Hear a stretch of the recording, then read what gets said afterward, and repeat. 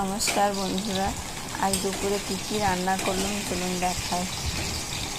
প্রথমে বেগুন ভাজা করলাম,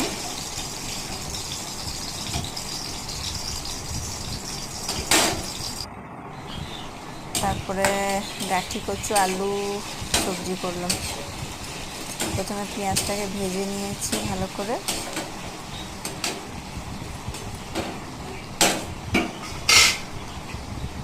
তারপরে আলু কচুগুলোকে সব পেঁয়াজের মধ্যে দিয়ে দিলাম।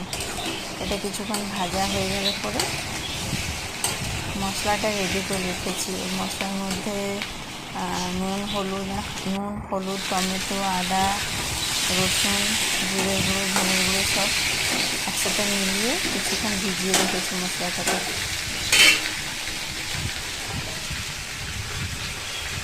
এরপর মশলাটাকে দিয়ে দেবো ওর মধ্যে।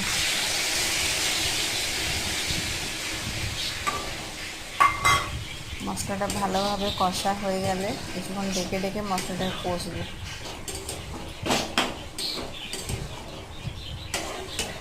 ভালোভাবে কষা হয়ে যাক, কিছুক্ষণ ঢেকে রাখি।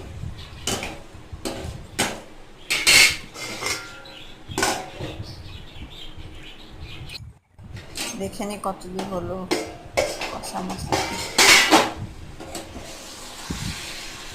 এইরকম হবে মশলাটা কষতে কষতে, এরকম কালার আসবে সবজিটা।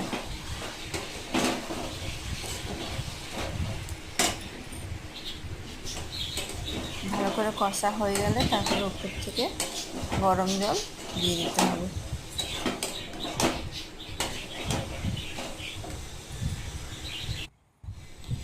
দেখুন তরকারিটা হওয়ার পরে এরকম হয়েছে দেখতে।